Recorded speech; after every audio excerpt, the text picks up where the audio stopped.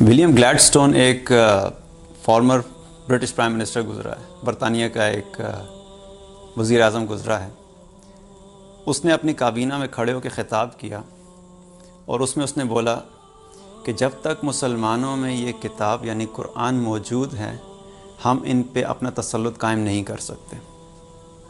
اگر مسلمانوں پہ غلبہ حاصل کرنا ہے اور تسلط قائم کرنا ہے تو اس کا واحد راستہ یہ ہے، یا تو اس قرآن کو ختم کر دیا جائے یا پھر ان لوگوں کو قرآن سے قطع تعلق کر دیا جائے۔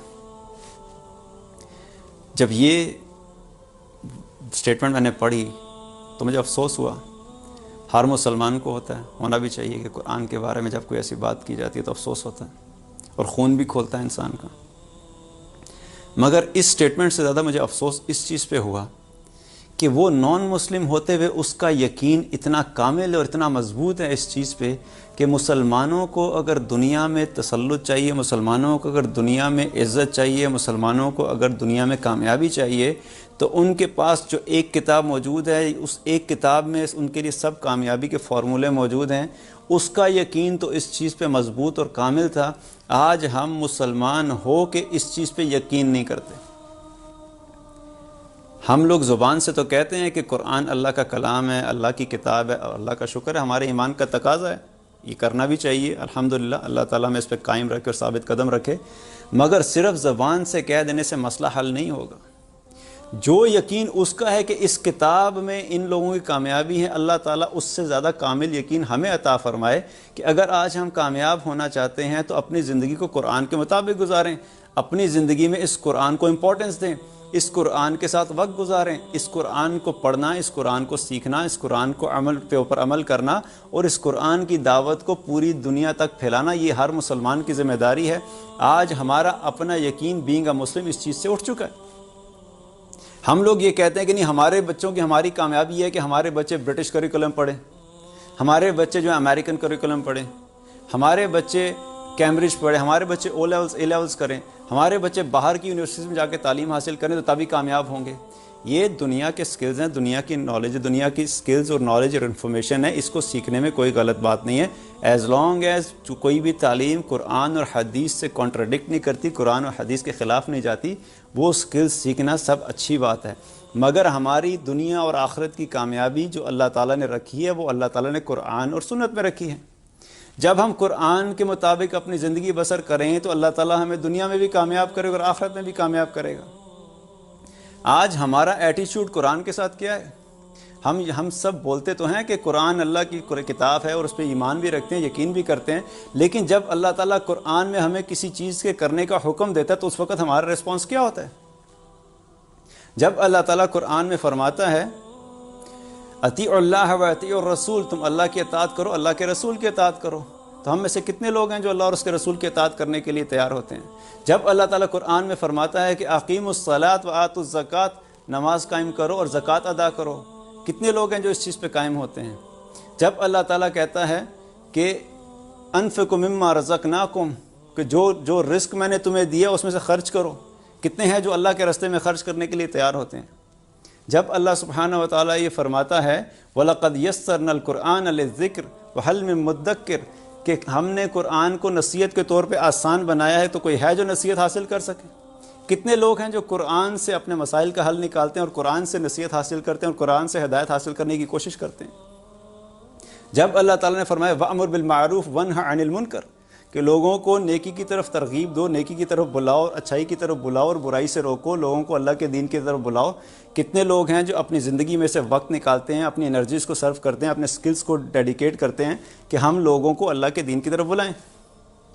جب اللہ تعالیٰ نے حکم دیا یغضوا من ابصارہم، کہ اے ایمان والو اپنی نظروں کو جھکاؤ، اپنی نظر کی حفاظت کرو، کتنے لوگ ہیں جو نظر کی حفاظت کرنے کے لیے تیار؟ جب اللہ تعالیٰ نے سسٹرز کو یہ حکم دیا یدنین علیہن من جلابیبہن، کہ جب تم باہر نکلو تو اپنے جسم کو پراپر پردے میں کور کر کے نکلو، اپنے جسم کی نمائش مت کرو، ایک پراپر پردے کی حالت میں باہر نکلو۔ How many of us are willing to do that? کتنے لوگ ہیں اس پہ عمل کرنے کے لیے تیار ہیں؟ جب اللہ تعالیٰ نے فرمایا وَلَا تَقْرَبُوا الزِّنَا إِنَّهُ كَانَ فَاحِشًا، کہ تم زنا کے قریب بھی مت جاؤ، بے شک یہ بڑائی بے حیائی کا کام ہے، تو کتنے لوگ ہیں جو اپنے اللیگل ریلیشن شپ چھوڑنے کے لیے تیار ہیں؟ سو دس از آر ایٹیٹیوڈ ٹورڈس قرآن. ہم زبان سے کہہ کے سمجھتے ہیں کہ ہم نے ایمان کا سب سے اعلیٰ درجہ حاصل کر لیا, ہم نے زبان سے بول دیا تو اب انشاءاللہ ادھر آنکھ بند ہوگی اور ادھر سیدھا جنت کی فلائٹ پکڑیں گے اور سیدھے جنت میں جا کے لینڈ کریں گے. Is it that easy? اگر اتنا آسان ہوتا تو اللہ تعالیٰ رسول اللہ صلی اللہ علیہ وسلم کو جس مشکل سے گزارا, صحابہ کو جس مشکل اس سے گزارا, اگر جنت اتنی آسان ہوتی تو کسی مشکل میں گزارنے کی ضرورت ہی نہیں تھی. سب کو گھر میں بٹھا دیتے, اللہ تعالیٰ سب کو کہہ دیتا کہ بھئی ٹھیک ہے تم لوگ میرے مقربین ہو, تم لوگوں کو باہر اپنی محنت کرنے کی ضرورت نہیں ہے, تمہارا جنت پکی ہے. بلکہ نبی صلی اللہ علیہ وسلم نے صحابہ کو جنت کی بشارت دی تھی, اور جنت کی بشارت ہونے کے باوجود بھی انہوں نے اپنی زندگیاں کس کام میں لگائیں. آج ہمارے پاس تو کوئی گارنٹی نہیں ہے, تو آج ہمارا کیا ایٹیچیوڈ ہے؟ So think about it.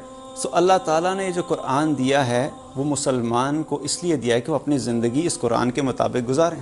آج ہم قرآن کو کب استعمال کرتے ہیں؟ ہمیں قرآن کس وقت یاد آتا ہے؟ کہ جب شادی آتی ہے تو شادی سے تھوڑی دیر پہلے ہم نے قرآن خوانی کروانی ہوتی ہے, اس وقت ہمیں قرآن یاد آتا ہے. جب کوئی فوتگی ہوتی ہے تو ہمیں قرآن خوانی کروانی ہوتی ہے, اس وقت ہمیں قرآن یاد آ جاتا ہے. جب اپنی بیٹیوں کو گھر سے رخصت کرنا ہوتا ہے تو ہم قرآن کے سائے میں رخصت کر کے یہ اپنے آپ کو سکون میں لے آتے ہیں کہ ہماری جو ذمہ داری تھی کہ بیٹی کو قرآن کے سائے میں رخصت کی, اب اس کی ساری زندگی انشاءاللہ ایمان اور تقویٰ پہ گزرے گی, اپنے آپ کو اپنی ذمہ داری سے بری ذمہ ہو جاتے ہیں. یہ وہ چیزیں جب ہم قرآن یاد آتے ہیں. اور ادب کا یہ حال ہے کہ اتنا اونچا اور اتنا اندر کر کے رکھیں گے کہ کسی کا ہاتھ نہ پہنچے کہ بے ادبی نہ ہو جائے. وہ ساری زندگی ادھر ہی پڑا رہ جاتا ہے کہ بے ادبی نہ ہو جائے اور کبھی کھول کے نہیں دیکھا. اللہ نے قرآن ان چیزوں کے لیے تو نہیں بھیجا تھا. قرآن تو اللہ نے اس لیے بھیجا تھا کہ اس کے مطابق اپنی زندگی کو گزارو. ایک مسلمان کی زندگی میں قرآن کی حیثیت ایسے ہے کہ جیسے آکسیجن ہوتی ہے, اگر آکسیجن ہماری زندگی سے نکل جائے تو ہم تو تھوڑی دیر بھی سروائیو نہیں کر سکتے. ایک مسلمان قرآن سے کئی سال دور رہے, قرآن کھولے بھی نہیں, وہ کیسے اس چیز کا یقین کر سکتے, وہ کیسے رہ سکتا ہے کہ قرآن کے بغیر اپنی زندگی گزار رہا ہے؟ تو ہمیں کیا کرنا ہے کہ اللہ تعالیٰ نے ہماری دنیا اور آخرت کی جو کامیابی رکھی ہے وہ قرآن و سنت میں رکھی ہے. ہمیں اپنی زندگی میں قرآن کو امپورٹنس دینی ہوگی, ہمیں اپنی زندگی میں قرآن کو ویلیو دینی ہوگی. ہم پورے دن میں اگر ایک رکوع پڑھیں, ایک رکوع پڑھنے میں اگر آرام سے پڑھا جائے تو تقریباً 5 منٹ لگتے ہیں. کیا ہماری زندگی میں اللہ کے قرآن کی اتنی بھی جگہ نہیں ہے کہ پورے دن میں 5 منٹ نکال لیں؟ مووی دیکھنے کے لیے بٹھا دیے تو 3 گھنٹے کی مووی بغیر آنکھ چپکے ہوئے دیکھ لیں گے. اگر نئے فیشنز کے بارے میں سرچ کریں تو گوگل پہ سرچ کرنے کے لیے صبح سے لے کے شام تک اپنے فیشن کو سرچ کریں کہ نیا ڈریس کون سا آیا ہے, نئی سیل کدھر لگی ہے, نئے ٹرینڈز کیا چل رہے ہیں. ہر چیز کرنے کے لیے ٹائم ہے. ایک اللہ کے قرآن کا جب وقت آتا ہے تو ہمیں جسٹیفیکیشن دینا شروع کر دیتے ہیں کہ یار وقت نہیں ہے, مشکل ہے, پڑھا نہیں جاتا, سمجھ نہیں آتی. ڈبل PhD اٹھائی ہوئی ہیں, قرآن سمجھتے ہوئے سارا عقل بند ہو جاتی ہے. So think about it. This is our attitude towards Quran. اور یہ قرآن نبی صلی اللہ علیہ وسلم نے فرمایا کہ قیامت کے دن یہ قرآن یا تمہارے حق میں گواہی دے گا یا تمہارے خلاف گواہی دے گا.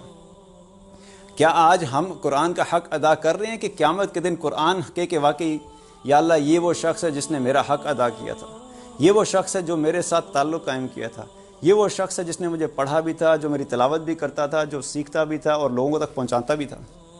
قرآن اگر ہمارے اگینسٹ گواہی دے گا تو قرآن کی گواہی کو کیسے بھگتیں گے؟ کیا دلیل پیش کریں گے اس وقت کہ ہمارے پاس وقت نہیں تھا؟ سو تھنک اباؤٹ اٹ. پوائنٹ یہ ہے کہ ہمیں اپنی زندگی میں قرآن کو امپورٹنس دینی. ایک مسلمان جب قرآن کو امپورٹنس نہیں دے گا اس کے علاوہ اس کے پاس سلوشن کیا ہے؟ خود بھی قرآن پڑھیں, سیکھیں, اور ہماری رسپانسبلٹی ہے کہ آنے والی نسل, آنے والی جنریشن کو ہم یہ چیز ٹرانسفر کریں. آج ہم اگر خود قرآن نہیں پڑھیں گے اور تو ہمارے آنے والے بچوں سے ہم کیسے ایکسپیکٹ کرتے ہیں کہ وہ قرآن کے محافظ بن جائیں گے, وہ قرآن کے عالم بن جائیں گے, ان کی زندگی قرآن و سنت کے مطابق آٹومیٹیکلی آ جائے گی. سو اپنا وقت بھی گزاریں, خود بھی قرآن پڑھیں, اور آنے والی جنریشن کے بارے میں فکر کریں کیونکہ ہم لوگ ان کے ذمہ دار ہیں, ہم سے ان کے بارے میں پوچھا جائے گا. سو مسلمان ہونے کے تحت تھوڑا سا وقت نکالیں. Let start taking the baby steps. تھوڑا پڑھیں, اس کے بعد آہستہ بڑھائیں. لیکن یہ مت کریں کہ قرآن بالکل ہی نہیں پڑھا جائے. ہر روز تھوڑا سا پڑھیں اور انشاءاللہ اللہ تعالیٰ سے دعا کریں کہ اللہ تعالیٰ توفیق دے کہ آہستہ اس کو بڑھاتے رہیں.